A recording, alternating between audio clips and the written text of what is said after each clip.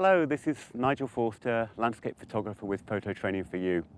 We're back on the banks of Talabont Reservoir in the Brecon Beacons. Fantastic spot on an autumn day.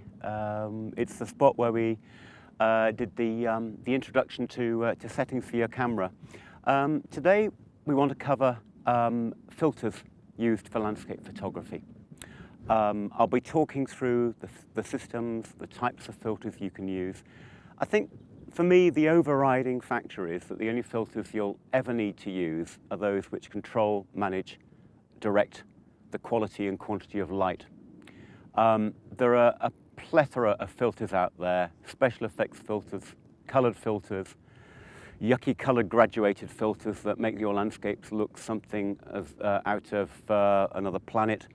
My suggestion would be don't waste your money on them, avoid them like the plague. Just stick to the basics, and the basics will enhance your photography no end. So, where do we start? Firstly, pick up this filter. It's a threaded filter. That's one of the two types of filters you can get. The other one I'm going to describe in a minute, which is it's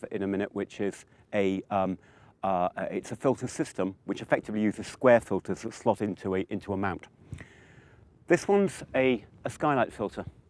In reality, lens quality on glass these days is so good that you don't really need skylight to reduce UV and improve clarity. Lenses actually don't need them. They're multi-coated anyway. However, far better, this is a skylight filter costing about £30. I know which I'd sooner do. I'd sooner scratch this filter or damage this filter than my lens, which might cost over £1,000. So these are absolutely essential in protecting your lenses. So if you don't have any other filter on the front of your lens, do put one of these on at all times.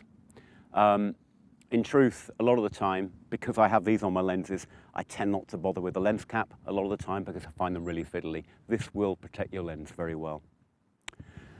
The second kind of filter, which is a bit more complex than this one, is a graduated filter. We've got one on the front of the camera there, and as part of this video, we're going to do a little bit of a practical exercise with that filter on the lens. Now, the primary use, it's a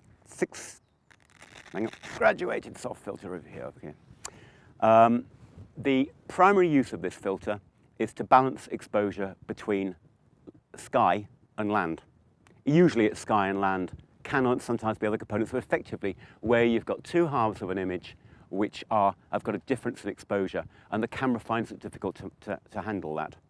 So what happens is that you take the exposure for the sky and the land, use the filter which closes the gap between them. And very often, particularly, good example today, Sam here is shooting directly at me. I've got the sun behind me. The sun is in a very bright part of the sky. Nearly always, that part of the sky that the sun is in is going to be much, much brighter than the land. That's a classic situation in which you will need a graduated filter or a way of balancing exposure between sky and land. Now, if you look at the other way, then there is much more of an equal balance because the sky is brighter than land, but there's not that much difference. So this is one of the ways in which we can balance the exposure between sky and land. Now, we're surrounded by water, and I will show you in our demonstration we'll do in a minute that water is obviously a reflective surface, and therefore you get less of a difference generally than you do between, say, the sky and a solid landscape. But we'll talk about that in a minute. So, what filters do we actually need? Firstly, skylight filter, as I mentioned, to protect the lens. Secondly, neutral graduated filter, that balances exposure between sky and land, or between light parts of the picture and dark parts of the picture. Thirdly, neutral density filter, which reduces the amount of light going into the lens, effectively allowing you to use longer shutter speeds. And finally, attached to the front of the lens, a polarizing filter. Let me take it off. Which reduces glare and reflections from reflective surfaces typically water, shiny leaves, anything that has a shiny surface. And that increases saturation and has other functions as well. So I'm going to explain all these in a little bit more detail. Firstly, the graduated filter. As I mentioned, dark top, light bottom, balances the exposure between light and dark. Now, that's a three-stop.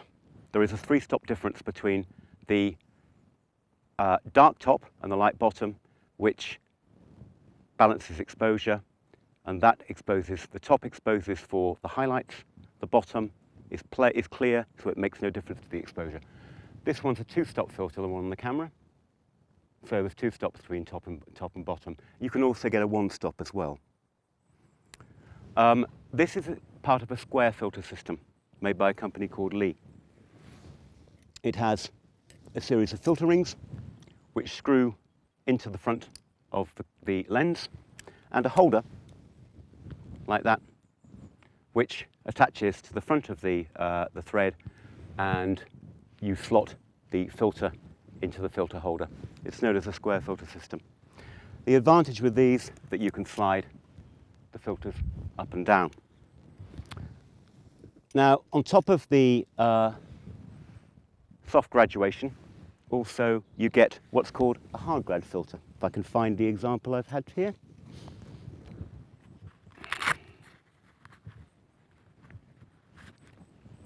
That's what's called a hard grad filter. That has a more solid graduation between top and bottom.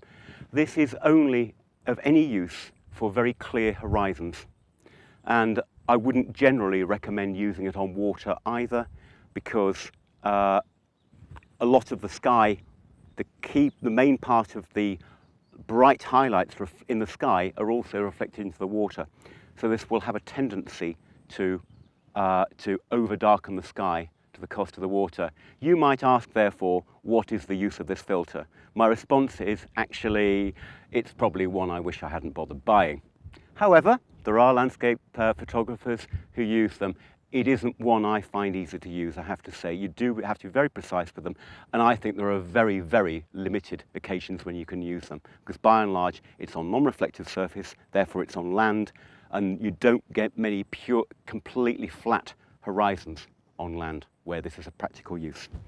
So by and large, I will stick with the soft graduation, which has a more, if I can put it in a better way, gradual graduation between the top and the bottom.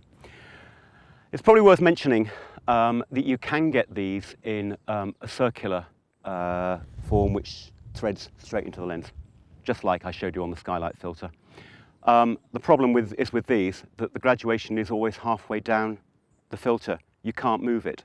You can rotate it, you can't, so it doesn't need to be even across, but you can't move it up and down. And more often than not, our landscape photographs do not have the horizon halfway or up or halfway down the image.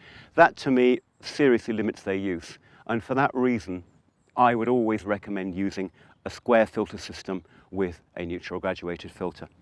Another thing worth pointing out as well, this is a smaller system. Smaller means cheaper, of course. You can see the size in comparison. This is a far, far cheaper version. You get these made by a variety of companies, from the high quality end to the cheap end.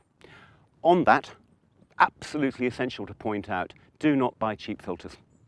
Cheap filters, no matter how high the quality of your lens, it is only judged by the cheapest bit of glass on it, or material. These are polyester, they're not glass. If you use a cheap filter on the front of your lens, effectively you're turning it into a cheap lens. Do not buy cheap filters. They're a complete waste of money, both in terms of image quality, sharpness, but critically color rendition as well. Some of them produce very strange color casts. So only go by known, established, high quality brands, and it does mean spending more. So, on that aside, this is the smaller version. Now, there is a limitation on the use of these. If your lens has got a filter thread above about 67 millimeters, it seems to be usually, then these won't fit. Also, if you've got a wide angle lens above about 20 millimeters, say on a crop frame camera, 10 up to 20, you will need the larger ones. Because quite simply, if you put this on the front, the lens's angle of view, which will mean the corners of this, the edges of this encroach. It's called vignetting. So you'll lose part of your image. So you will need to go to the cost of a larger system. This one happens to be made by a company called Lee. There is also, I believe, Kokin also make them as well. They're pretty much the two most popular systems.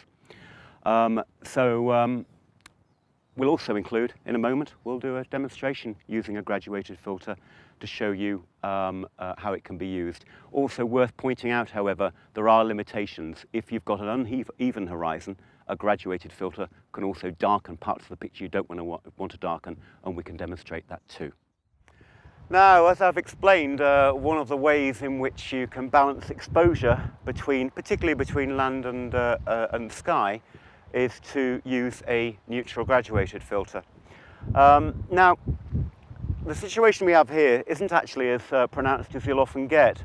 We've got water. Water tends to reflect a lot of the sky, the light of the sky. The effect tends to be much more pronounced when you've got a solid landscape as opposed to a water landscape, because there's no reflection of the sky.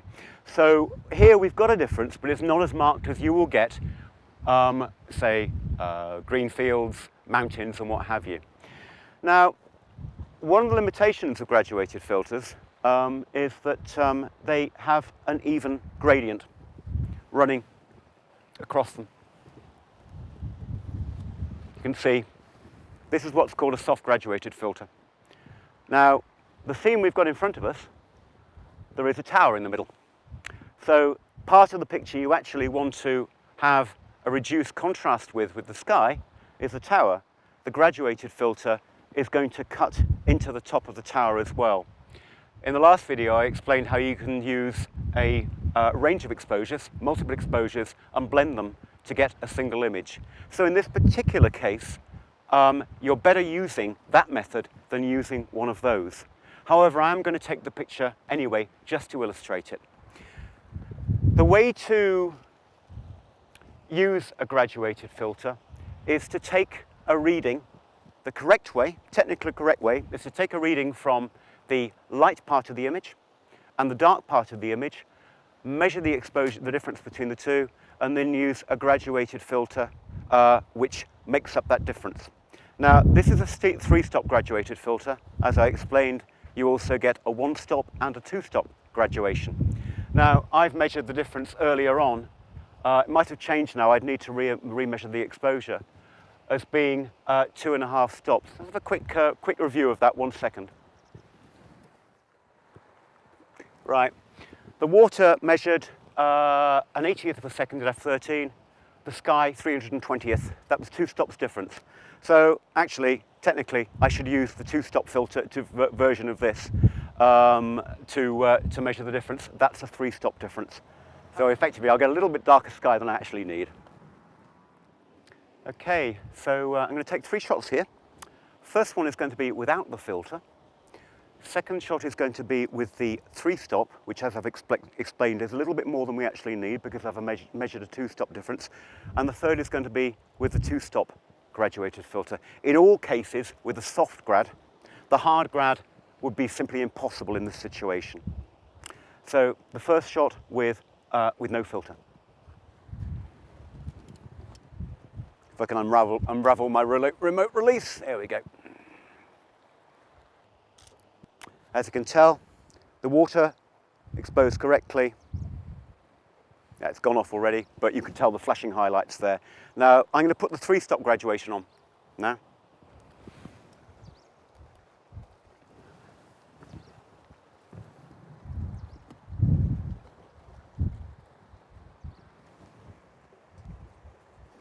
Making sure that the graduation is roughly on the horizon, which, as I just mentioned with the tower there, is actually slightly difficult. Now, as you can tell, that sky, the blown out sky, has completely changed, darkened. But possibly you could say it's darkened too much. As I explained, we had two stops difference here. I'm now going to put the 2-stop graduation on.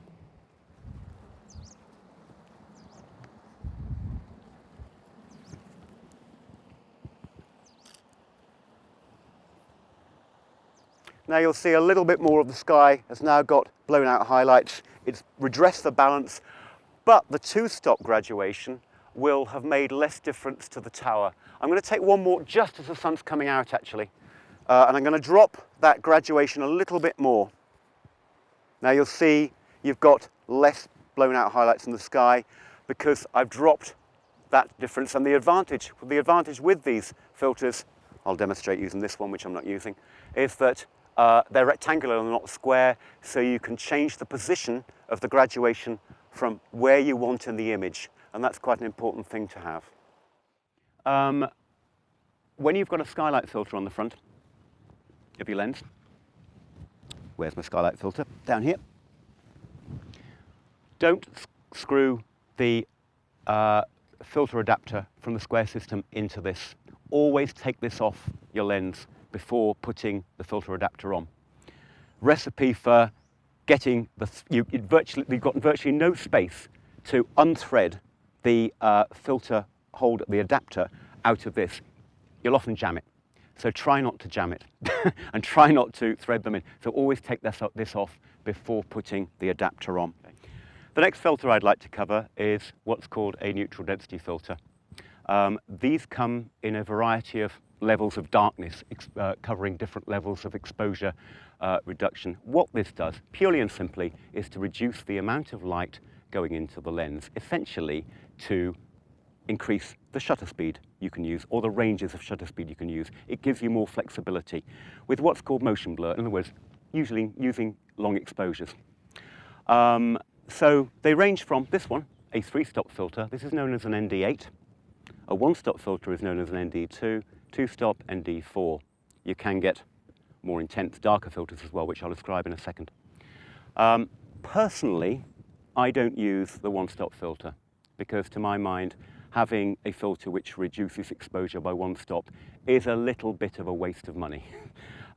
Even the 2-stop I would use rarely. I've got one, but I rarely use it. The 3-stop, to my mind, gives enough change in the quantity of light to make a real difference in terms of the shutter speeds I can use.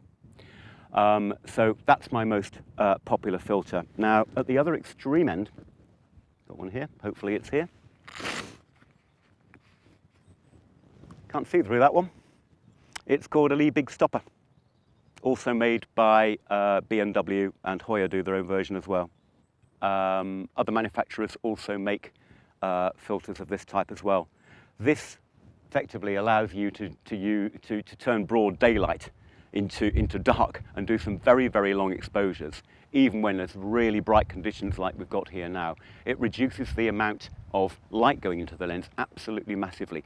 It does have its own difficulties, which I will further explain in a different video, but it is one of the options. There is also, for example, Hoyer make a 6-stop filter, which is quite a good compromise. So there is a big range available. Personally, the 3-stop, as I described here, is my favorite. It's the one out of the neutral density filters I use most often. And we will be talking about that later on when we do some footage of some waterfalls as well. Finally, on filters, this is the only other filter I use, is a polarizing filter. Screwed to the front of the lens. Oh, well, I think of it. Probably worth mentioning that, like other filters, obviously neutral density filters are also available as a screw-in as well. My own thought actually is that if you've got a system that you've paid for the thread, the holder, and you've paid for the adapter that threads into the lens, why not make the most of it and actually get a range of filters that fit that one entire system? In themselves, no real problem in having a screw-in neutral density filter because you haven't got the horizon line problem you've got with a graduated. But I just prefer having some sort of consistency in terms of a system I know and use. Another thing worth mentioning as an advantage with a square filter system is that you can use more than one of them. Very difficult if you're screwing one threaded filter into another. As I mentioned earlier, the likelihood is you're going to jam them together and not be able to get them apart. But secondly, vignetting the corners, cutting off the corners of the frame. These allow you much more flexibility. Now you'll notice that on the holder I've got here, there are a couple of gaps. That can actually be 3. you can add another one to that. So you can actually stack filters, which either have the same purpose or different purposes. For example, if the light difference between the light part of the landscape and the dark part of the landscape is really, really severe, say 4 or 5 stops, you can actually stack 2 filters together. So essentially you could put a 0.9 3-stop filter against a 0.6 2-stop filter. So that's one way you could do it. On that, a really important point about filters, you do need to make sure they're spotless, particularly when you're shooting against the light, and in these kind of filters, more often than not, you will be. It will pick up every single bit of dust, finger mark, scratch, any form of abrasion possible, so the filters have to be spotless. That's actually compounded if you've got one filter against another as well. It's very easy to wreck pictures, wreck images by using graduated filters or by using filters that aren't spotless. If you are at all concerned about graduated filters, for example, or in difficult conditions, for example, sea environments, spray water, these will smear incredibly easily and quite difficult to get the smear off. My recommendation actually is that in some environments, coastal environments, when you've got sea spray, for example, smears those filters really, really easily.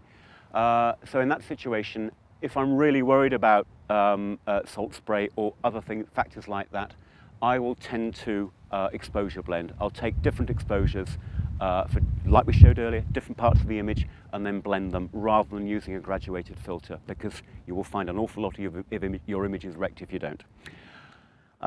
So yeah, going back to the polarizer, which you'll notice actually is a screw-in, they do make a polarizing filter with Lee as well, massively expensive. At the moment, I'm still using a screw-in polarizing filter.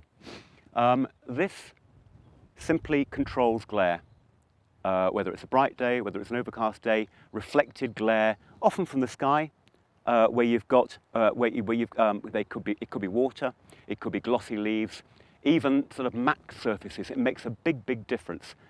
And if you want to either reduce reflections, if you want to see detail, otherwise it wouldn't be viewed, a polarizing filter is a very good thing to have. The great thing about them as well is that you can see exactly the effects of the filter through your viewfinder. You can rotate it. So it comes with a bit which screws into the lens and the front part which rotates round. And if you rotate it round, you can see the effects you're going to get. So a very versatile filter. Those are the 4 kinds of filters, should I say, that I actually think you need. Now, as I've explained, within those, there's quite a range you can buy. But do try and limit that range as much as possible. From my own point of view, I've got polarizer, as I mentioned here. Now, obviously, if you use a thread-in, you need a threaded polarizer, circular one. You need a different one for each lens thread size that you've got. As it turns out, all mine are 77 millimeters, so I don't have that problem. So that's the polarizer. I use the neutral graduated filter, of which I've got a 0.9 grad, which is a 3-stop. I've got a 0.6 grad, which is a 2-stop. I've also got, as I explained, that hard grad 3-stop, which I never use because it's one of those purchases that turned out to be something I don't really like. And I've got a Lee Big Stopper 10-stop filter. I've got a Hoyer 6-stop filter, square one. And I've got a 2-stop and a 3-stop filter of the neutral density filter, and skylight filters for each lens. Those are all the filters I've got. This is a tricky one. Sometimes I want to use a polarizing filter in combination with a graduated filter, or indeed a neutral density filter, and therefore I've got to combine somehow the polarizer with the square filter system. This is problematical because if you try and screw it in, that will rotate. You have to be really careful. Now, ideally, actually, what I should do is to have a polarizer that sits on the front of that, made by Lee, fits to a ring, fixed on the front. It's a massive expense. I'm thinking about whether I should do it, because actually there is a real problem behind putting that polarizer on and then putting the filter system on, and sometimes you'll want to do that. So just something to be mindful of. So, as I've explained, apart from the filter which protects your lens, the only filters you should ever buy, definitely ever buy, are those which control the quantity quality and direction of light. And those are the filters I've described to you. Do not be tempted to get any other filters. Always go for the highest quality filters you can buy, because your lenses will be judged by the quality of the glass in front of it. I say glass. Some of these filters are also available in polyester plastics. In fact, the graduation process means that glass is difficult to achieve in these, so most of them are available only as polyester. Go for glass with the other filters if you can. It tends to be more hard wearing. Finally, on filters, I'm going to go back to the Liebig stopper here. It has become a panacea for creativity. In other words, plenty of photographers out there who maybe can't see other kinds of images will go to the coast, take lots of pictures of moving water and moving clouds with those pictures, get a huge portfolio of pictures of which actually all end up looking pretty similar. So by all means use one of these, but use it with caution, use it sparingly, and use it when it's going to have a real impact in your image to create a real impression of movement. Do not see this as a fallback to use in every single opportunity. So with that final note and hopefully helpful reminder, this is Nigel Forster for Photo Training for You on the banks of Salamont Reservoir, saying goodbye for now. Cheerio.